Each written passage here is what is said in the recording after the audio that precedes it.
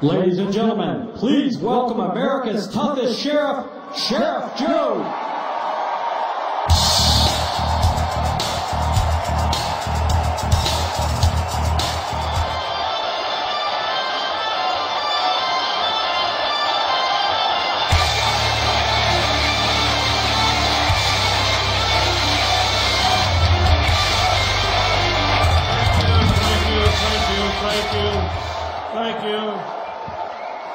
Thank you. What was that, the last mile? That's a long mile there. Anyway, thank you. I remember about a year ago, almost to this month, that I was here introducing Donald Trump, and a lot of you were here at that time a year ago. I was very proud to be one of the first to stick by him a year ago, and I want to thank all of you that were here then, because I think that motivated him and brought him to victory in the Republican primary. So thank you for doing that. So, a couple things I have to get off my chest. By the way, I don't read teleprompters. I'm glad that Donald kind of threw that teleprompter away. So one thing that I'm concerned about, and you know, I'm a law enforcement guy, 55 years, but when you're sure if you have to get elected, so I do know a little about the political system. But I thought when you support or endorse someone, you usually use their name. Not that I will support the nominee. It would be nice to say I will support Donald Trump. So at least it builds up the name recognition of people running for office. Why would you just say the office and not say who's running for it?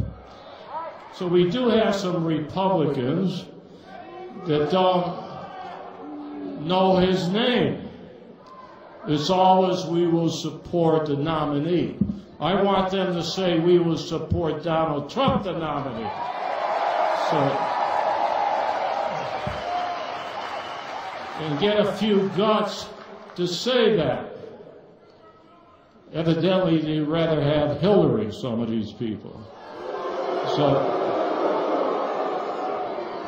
another thing I have to get off my chest, since I do love Arizona, although I'm not originally from here, lived all over the world. But I just heard over the media a couple of elected officials say that Donald Trump is not welcome in Arizona. I thought Arizona was part of the United States of America.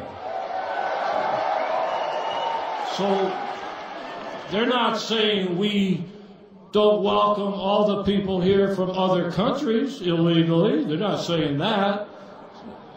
So don't go after our nominee, Donald Trump. You know how the game is played. Now, in March, we had another rally in the great town of Fountain Hills, Arizona.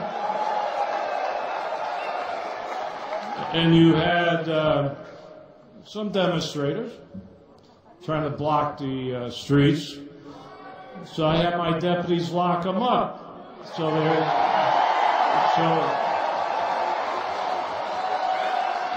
I had my deputies locked, and by the way, they were just found guilty. And because of that, we have a great senator, and a great mayor. They have to be related somewhat. The Kavanaughs. So I see John sitting there, John.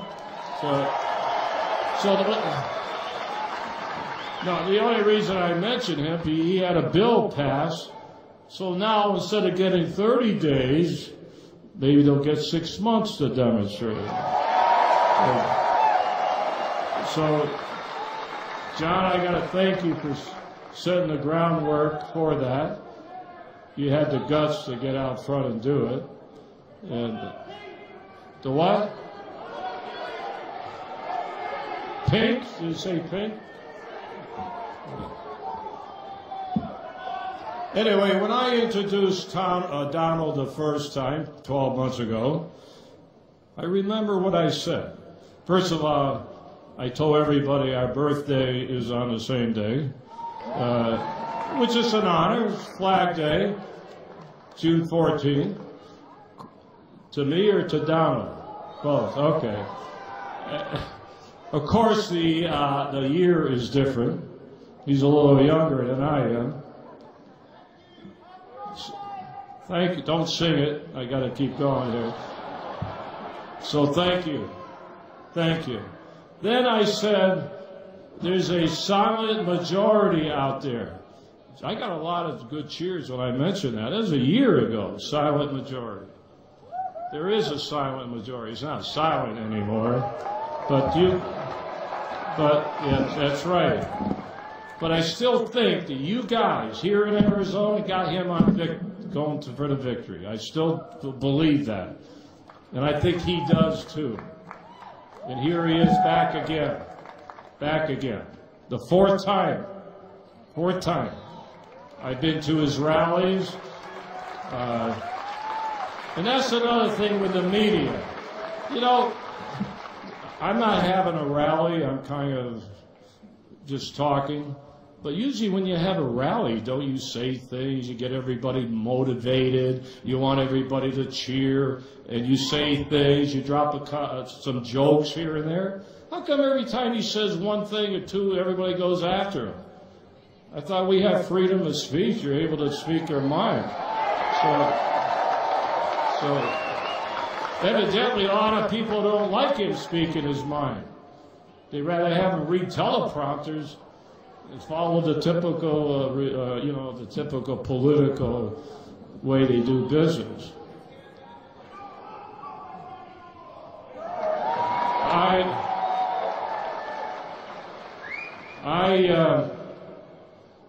Of course, I was with him on the guns. If you remember, after Colorado, I went public, and I said anybody carrying a concealed weapon, they ought to use it if they happen to be in a place they have a ramp in. And then four days later, look what happened in California. Now we got Orlando. And I think a year ago I said, and he agrees, not because I said it, because this is him talking, is the fact that we ought to crack down on ISIS, go over there and destroy them. Destroy them in a foreign country. So, you know, one thing, I spent 55 years fighting the drug traffic in Mexico City, Turkey. I'm not going to get into my resume, but I did have another life before I ran for sheriff 24 years ago. So I know how they operate in these international countries, being a diplomat over there and everything else. And that's what's destroying our country, is the drugs coming across that border. When he says put up a wall, the wall isn't just for illegal immigration. The law is to keep the drugs out of our country. So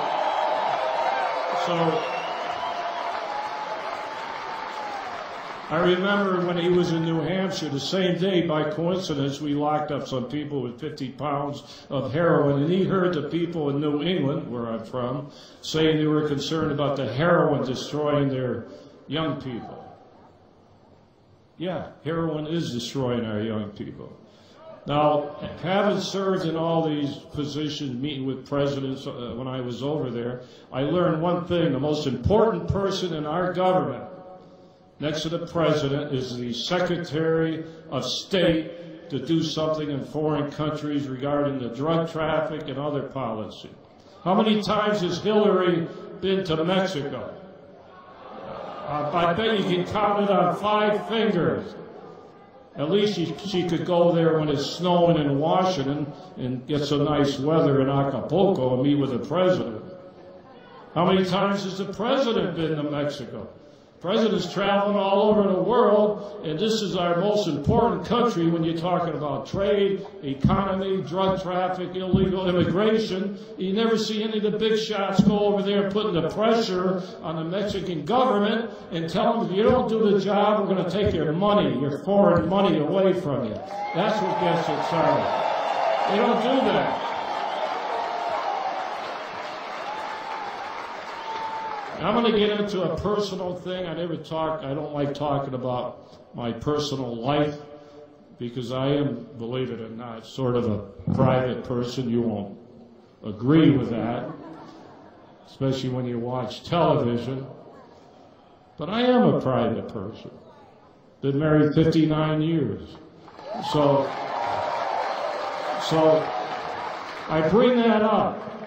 Everybody says Trump doesn't have a heart, he hates women. I can go on and on. Would I have 2 minutes?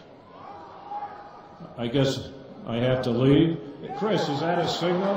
Let me consolidate. My wife was sick. Met her. I was at Hannity taping a few months ago, and he heard my wife was sick. He called my wife, not once, not twice, 3 times. He didn't have to get my support by hooking me through a wife, because he had me hooked anyway. But that's the way he is. He has a soft heart, and he is a great person, and I'm glad to stick by him. I'm going to stick by this guy to the bitter or sweet end. And thank you for doing that yourself. Thank you.